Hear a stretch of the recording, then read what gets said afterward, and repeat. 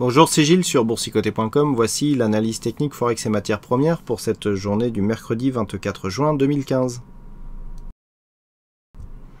Et on confirme sur l'euro-dollar la sortie de tendance haussière que nous avions donc depuis quelques jours, puisque la dynamique qui était un petit peu qui répondait un petit peu à ce support a été cassée. Donc on est venu marquer un point bas, on a cassé des points bas significatifs, ce qui valide donc la sortie de tendance. Et surtout suite ici à l'inscription de ce point bas, où on voit ici une petite phase d'exagération temporaire, on revient vers la moyenne mobile, mais sur une dynamique beaucoup plus faible, c'est-à-dire c'est plus une phase de stabilisation qu'une phase de rebond technique. Alors c'est ce qu'on a l'impression, puisque si on trace les retracements de Fibonacci donc sur la phase de baisse directe, eh bien nous avons des cours qui sont venus casser à la hausse ici le retracement des 23,6% de Fibonacci qui se situe à 1.12, il faut le signaler, et nous avons donc des cours qui sont approchés ici du 38,2 avant de redescendre.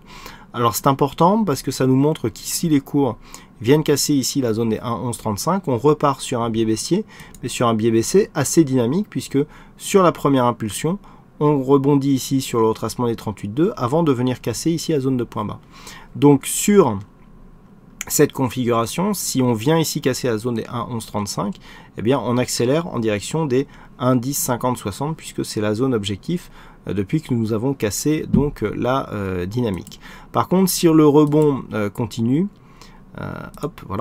l'objectif ici c'est cette zone des 1,1291 qui était un retracement et une zone significative. Ici on voit avec alternance ici des zones de support et de résistance précédemment. Donc pour l'instant on est un petit peu entre les deux. Il faudrait valider une poursuite ou pas de la dynamique.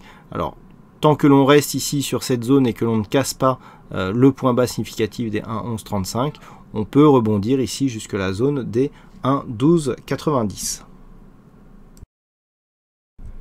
Sur le dollar yen, nous sommes toujours ici dans une phase de neutralisation court terme depuis la sortie ici de cette tendance haussière qui s'était matérialisée par la rupture ici de ce support oblique. Donc depuis, les cours évoluent dans un range qui se situe entre 124,46 sur la zone haute et 122,48 sur la zone basse. On est venu s'approcher ici de la zone haute aujourd'hui au terme d'une tendance haussière ici court terme avec un mouvement de retournement qui avait été anticipé ici par les indicateurs. Donc actuellement on est vraiment sur un signal de renversement de tendance avec un objectif ici sur la zone médiane de cette zone de range à 123,33. Il semblerait qu'effectivement la mise en place de ce range pour l'instant soit confirmée. On voit bien la zone médiane ici qui joue le rôle tantôt de support que de résistance. Donc c'est vers cette zone que devraient converger les cours sans flux directionnel plus marqué.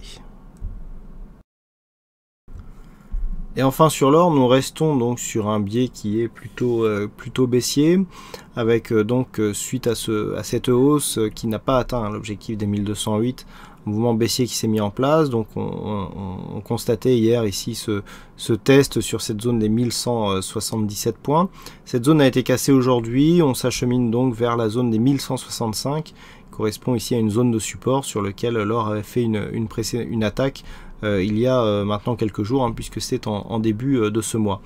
Tant que les cours ici restent sur cette zone, il n'y a pas trop de conséquences. Par contre, sur une rupture, on peut attendre ici un retour sur une zone plus basse à 1150 $ l'once, voire ici les 1144,6 $ l'once.